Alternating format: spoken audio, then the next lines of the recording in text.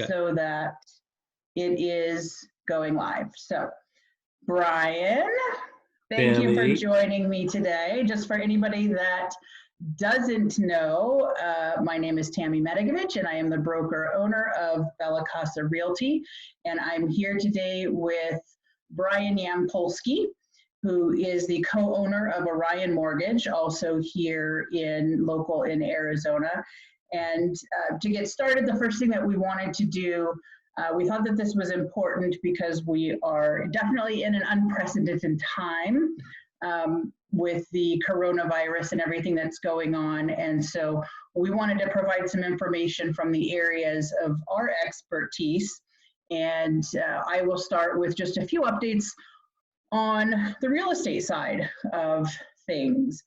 The real estate market is still moving along. Obviously, we won't know what this April will look like because we're smack dab in the middle of it, but we are starting to see some of our online buyers, what we call our iBuyers, starting to pull away. We're still limited on inventory. We still have buyers in the marketplace, and we still have sellers who need to sell. So we're still working hard to help in those ways. And it's just causing us to change a little bit of how we do our business in being able to sell. But I think that the biggest thing that I want to address is there's a misconception that because the stock market has been very volatile, that the real estate market is also very volatile, and that is not the case. Values are not dropping the way that the stock market is dropping or bouncing around even. So you still have equity in your home if you had it before coronavirus, and you're still going to have it after. And we're still going to see a very vibrant market after this is all done as well. So let's talk a little bit about, that's you, Brian, options, because we're approaching May. We're approaching May 1st, which is a day of making mortgage payments, and a lot of people have lost their jobs. Unemployment has gone up, unemployment claims have gone up, and this term mortgage forbearance is starting to bounce around all over the place. So tell us a little bit about what mortgage forbearance is and what that means. Okay, sure. First of all, hi, Katrina. I see her on Facebook. So the government came out and said, we're going to offer or make it possible to offer mortgage forbearance. And the term mortgage forbearance is just simply, it's like hitting the pause button on making your mortgage payments. And I, pretty much like every other human being, thought, oh, wow, I don't have to make my mortgage payment. That could be interesting. But I'm a mortgage broker, so I dug into it to kind of figure out what does this really mean. And there are definitely some significant pros and cons to it that I don't think the government really did a good job of explaining what the pros and cons are. And so it's up to people to really do their due diligence, or, of course, listen to us on this, and I'll tell everyone what to know. But yeah, that's the definition of a mortgage forbearance, is where you don't have to make your mortgage payments for a period of time. So does it just go away? No. Do I just never make those payments again? No, not at all. In fact, this is probably the most interesting thing. And when you talk about things that come from the government, this is going to totally make sense. But what's interesting is, so people get mortgages from banks fund mortgages, and then the banks sell those mortgages to Fannie Mae. And a lot of people have heard the term Fannie Mae. Fannie Mae basically buys all the mortgages. And because they buy all the mortgages, they kind of set the rules. They set the guidelines, and they say, as long as your loans fit this criteria, we'll buy the loans from you, banks A, B, and C. And so what's interesting is Fannie Mae has given the banks zero guidance on what they're going to require regarding this mortgage forbearance. So government comes out and says, we're going to allow people to not make their payments. Banks then said to Fannie Mae, if we do these loans, are you going to buy them? And Fannie Mae has not said anything. So there's a big fat question mark as to, is this going to have a negative impact on a borrower if they elect to have a forbearance and not make their mortgage payments? And since there's no real answer to that yet, I've spoken with some banks, and they've told me that because they're not given any guidance, they're pretty much not going to give someone who has done a forbearance, they're not going to do a refi for them later on. They're not going to do Mm. a loan for them later on because they don't want to get stuck with a loan that they can't sell to Fannie Mae. Well, do you think it's similar to, and I think we're barely to that point, even just now, in 2008, when we saw a lot of short sales and foreclosures, and a lot of people said to themselves, well, I'm just going to do it because everybody else is doing it. And we're now 10 years, 20 years, and 11, do the math. You're the mortgage guy. Thanks a But lot. if this far down the road, where we're just barely starting to see now where the lenders are being a little bit more relaxed about those short sales or foreclosures that they saw, or people are still dealing with that because they didn't realize the impact it would have on them and for how long. That's what I fear. That I mean, if you truly have no other options, and maybe that's the next thing we need to talk about. If you truly have no other options, if you've lost your job, the stimulus check is not going to stretch that far. What are options for homeowners that really truly are struggling right now to make their payments? All right, well, that's exactly where I wanted to go. And let me just mention a few things before I comment on that. So, for example, you decide you're not confident in your employment or your income, so you're really thinking about doing the mortgage forbearance. The way it's typically going to work is, first and foremost, you have to call your lender and ask them what their rules are for this mortgage forbearance, because all banks are not going to be treating it the same way. So you have to call your bank and say, how does this work with you? What are my options? A pretty common response is going to be, we will allow you to not make your mortgage payment for 90 days. And then after that 90-day period is up, we're going to require that you pay it all back to us. Yeah. Are you okay? Yes, I apologize. I was trying to be interactive. Yeah, I know. Our Facebook audience, and yet I hit the wrong button. So I'm going to sit still and not touch anything. All right. Well, let me finish my point, because this is really fascinating. Yes, please. So if you do the mortgage forbearance, you stop making your mortgage payments for 90 days. At the end of the 90 days, the bank is going to require that you pay all of those payments that you owe them. Well, if you really needed a mortgage forbearance and you couldn't make your payments, how are you going to make those payments at the end of 90 days? You're not going to be able to. So that's when step 2 kind of kicks in. And that's where you say to the bank, I can't pay you. And so they're going to start to give you options like a loan modification, or maybe tacking the payments onto the back end of your loan. Whatever it is, there's this, the consequence for a borrower is that they've gone from a mortgage forbearance, which is not going to be reported to their credit report, and so everything's fine. It's going to then transition into this loan modification or some kind of transition to where, yeah, if you have outstanding payments, those are going to be reported as, what do they call it? Outstanding interest, deferred interest. Okay. And when a lender sees a mortgage statement that says, here's your principal balance and here's your deferred interest or outstanding interest, they're not going to approve a loan for someone who has that on their mortgage statement. So even though people may not see anything on their credit report that shows that they did something, it's going to show up on their mortgage statement that they have an outstanding balance. So that's where it's going to come back to kick people.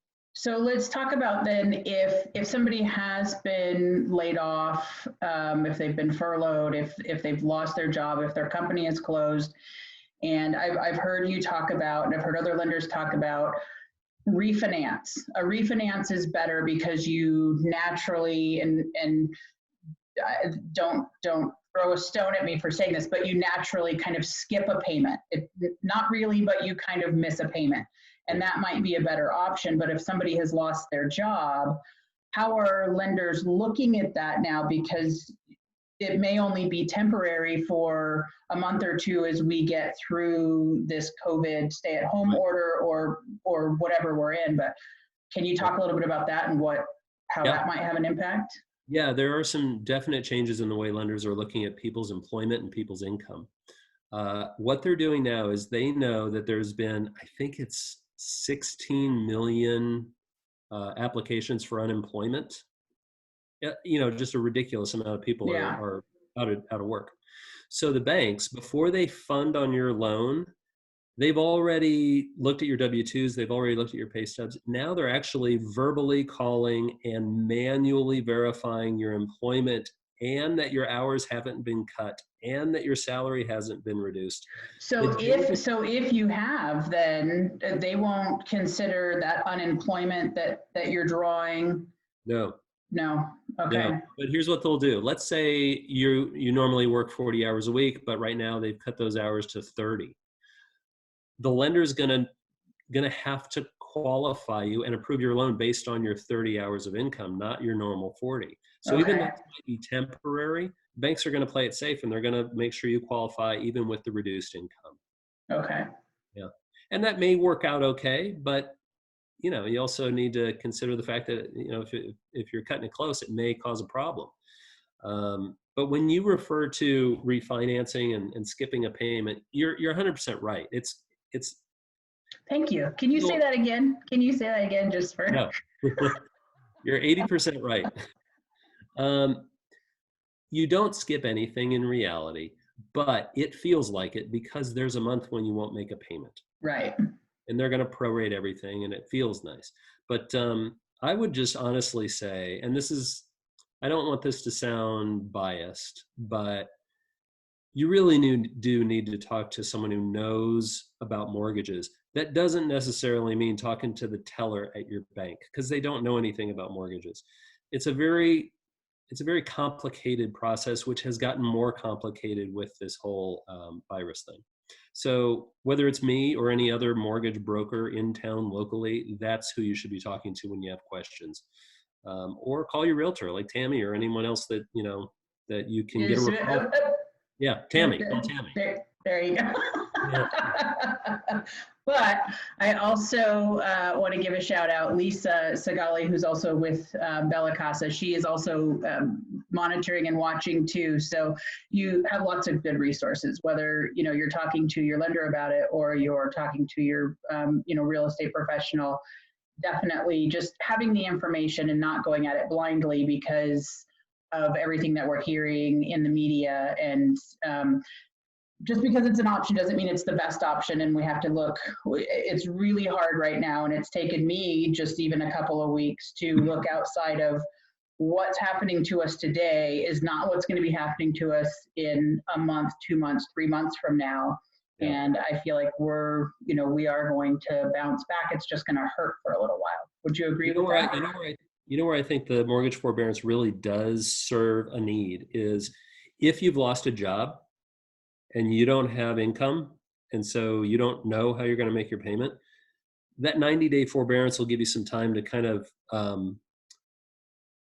get your things in order. Forget about making the mortgage payments. Deal with it 90 days later after you've found a new job. Because if you call your bank after 90 days and they say, okay, you owe us these 3 back payments, it's going to be much better if you can say, you know what, I can't pay you those payments, but I got a new job. It starts next week. And they'll be able to work with you on something like that. So if you're really in dire straits and you're out of work, that's when this works. But if you have your job and you have your income, don't mess around with it, because it's got more negative to it than positive. Yeah. Well, great. That is excellent. If, as we're going along, I am seeing some comments. I can't comment back because then it goes crazy on me. But if anybody has any questions, now would be a great time as we sort of circle around and wrap this up. Is there any other mortgage-related insights or, great, wonderful things, Brian, that you have to share with us? Well, I have a question, unless there's someone else who's in front of me. Okay, you go for it. All right. And this is a legit question. So this pandemic has kind of touched everybody's life. I want to know how it's impacting your ability to work with your buyers and work with your sellers. Is it totally preventing people from selling and buying, or does it just change your approach? How do you deal with that? Great question. It has not prevented us, and Just because the world has gone on pause a little bit, everybody's goals and actions that were already in motion. So we have several sellers who were already buying something else that we had to put their home on the market, or they sold, so we needed to find them something. We have a lot of buyers whose leases are coming due. And so what we did was we had to shift. And we had to do it in a way that was safe for everybody. And what that required is we went to every one of our clients and said, we're going to require a little bit more from you. We're going to need you if we're selling your house and it was still occupied. We had notices posted. We did a lot more upfront before setting up appointments to make sure that the buyers that were coming in the door were qualified buyers. And then once they were there, taking precautions to make sure that door handles are wiped down and that we had facilities for them to be able to manage those things and to keep everybody safe. And then asking our sellers to, we staggered showings to make them farther apart, so it would give our seller an opportunity to disinfect in between showings. And then for our buyers, we're doing the same thing. We're maintaining distance. We're not riding together. We're going in, not so much, and it changes all the time too, not so much with gloves anymore, but with wipes to make sure that we're wiping everything down. We're asking the sellers to leave all the lights and doors open. And so people still have goals to accomplish, and some of those can't just be stopped because of where we're at. We're still really limited on inventory in our market. So the buyers that are out there are serious, which is good for sellers. And we expect that we'll be able to jump out of this too. So it's just changed, and it's caused us to sharpen our tools. And if you're not doing that, and if you're not embracing some of the technology, and we're doing a lot more Zoom and virtual meetings and virtual tours and virtual showings. I've not yet had to sell one sight unseen to a buyer, but I have agent friends that have done that. So that's how it's changed us a little bit. I see another question for you. All right. Let's see. Could this be a precursor to us seeing distressed properties in our near future? I don't believe so, because we still have a lot of equity. A lot of our homeowners still have a lot of equity. We don't necessarily see a bunch of foreclosures happening that I'm reading about, and I'm staying up on everything that's coming out of the National Association of Realtors. And this question is coming from Katrina, who is a broker owner of Remax in Virginia. So Katrina, chime in here if I'm incorrect in this, but we're not going to see, because I think we're going to come out of this, and by the time we do come out of this, we're still going to be in a very limited inventory market, and we still have a lot of buyers.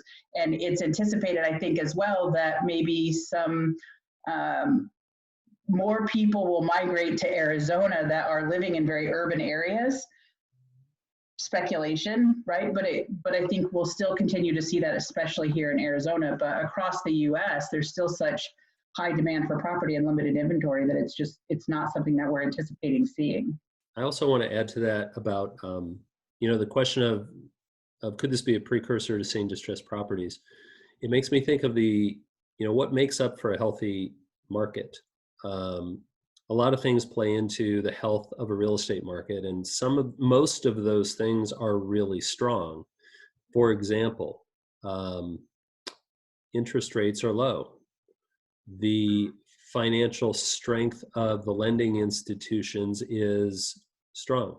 The inventory of properties on the market that's available is low. There's still a demand for people buying, and at least locally in the Phoenix metro area, job growth, population growth, all of those factors are very, very solid. And so when people ask me, do I think that, do you think rates or not rates, do you think property values are going to go down later this year? For all those reasons, no, I don't. Yeah. I think this is a blip. It's a short-term blip. It's totally different than what happened in 08, 09, and 10. But it sure doesn't feel good at the moment, but Right. It'll pass a lot quicker. Well, and I think too, to talk to, Katrina's just mentioning that in her area, a lot of the homeowners from '06 to '08 aren't seeing the equity. We're nearly caught up. I mean, a lot of those people that did buy in those time spans do have equity now, or are breaking even, and I think that's what's driven some of our sales as of the last couple of years, because people finally found a way out of that, which was good too. And we expect to continue to see, good healthy market.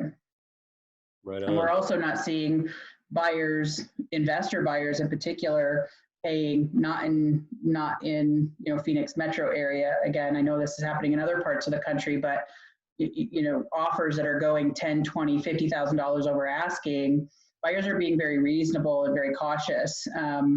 And I also like to say that one of the things that has really changed that I have really, really enjoyed since COVID has taken over our lives a little bit, the conversations and the communication and the professionalism that I've experienced with other agents working on selling their properties or working with my buyers has gone up a notch. We are all in this together, and it's nice that everybody recognizes that, and we're being very forthcoming, and we're working together, and to a level that is beyond what I've seen in the past. It's really gone above and beyond, and I am thoroughly enjoying that and working that way. So, I think if I have another question for you that I haven't forewarned you about. You're gonna try and throw me a curveball? That'd be so fun. Well, this has been really good. I really did. You have another question? Or are you gonna? No, I want to say that I agree with your perspective. I think that in light of everything that's going on and has happened recently, a lot of the people that were, let's just say, part-timers, they've kind of gotten out of the business. The people that are in the business are the professionals who are doing it as a career, and we're staying active because we have to. That's what we do. Yeah.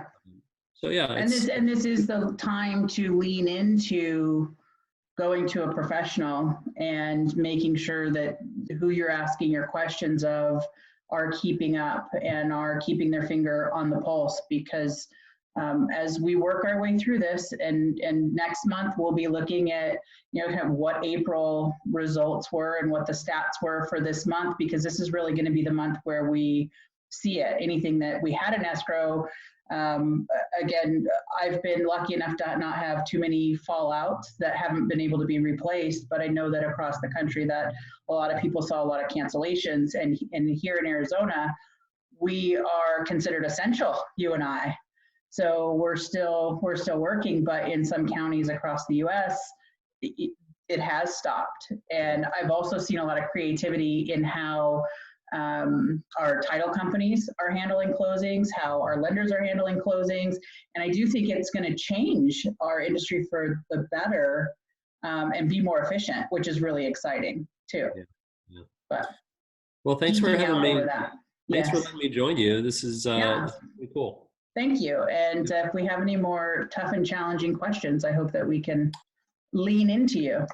Right on. I'll be here in my bedroom. Wonderful. Well, if anybody watching has any questions, we'll figure out how to answer them now that I'm going to pop off. But thank you for joining us, and I hope we didn't make too big of fools of ourselves. All right. Signing off. Bye, guys. Thanks, Brian. Thank you, Tammy. Bye.